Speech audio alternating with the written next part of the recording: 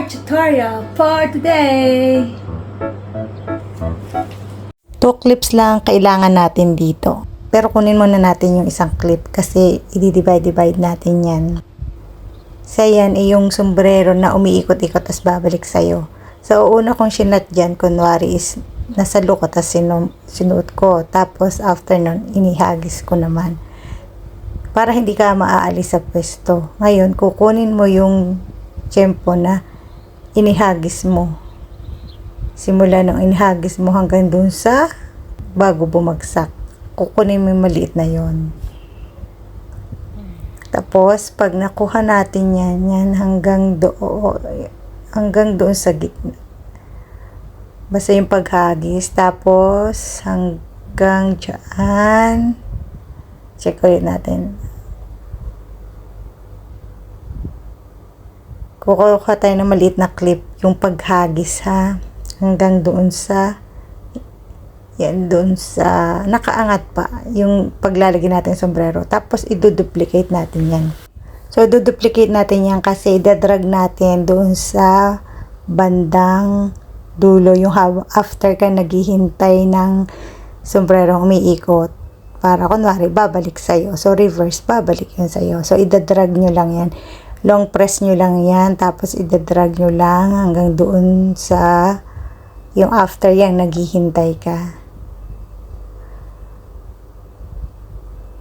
Yan, pag naayos na natin yung clip na yan, divide na natin, kunin na natin yung sombrero.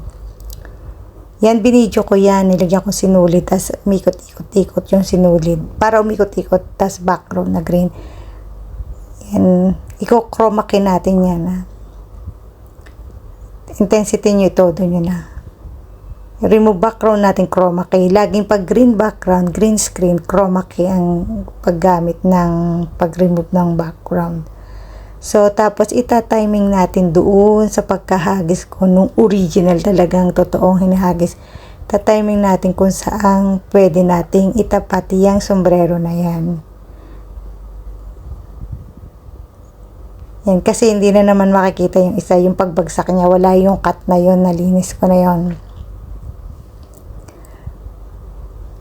So yan, ita-timing natin ganyan. Bawasan natin kasi medyo mahaba yung pag-ikot-ikot niyan. Tapos, adjust natin yung speed. Pabilisan natin ng konti. At i-duplicate natin hanggang pagkakasyahin natin hanggang dun sa naghihintay ka, para ang eng-eng lang na naghihintay, nanonood sa pag-ikot niya. Tapos yon, sakto doon. Tapos yung maliit na yan yung kinapi natin, di ba? Yung dinuplicate. Iano natin yung i-reverse. Kasi kunwari yung sombrero, bumalik na. Pa-reverse siya. O, tapos sabay salo, kasi nga, ni-reverse mo. Tapos diretsong suot. So, ganun lang mga kabebang goods na yan. Kaya ready to export na yan. Basta wag kalimutan yung 2K, 4K resolution at 50 frame rate. So, sana may natutunan. Hanggang sa muli. O, tingnan nyo. O, diba? Medyo okay naman. Kahit pa paano. Bye, bye, bye!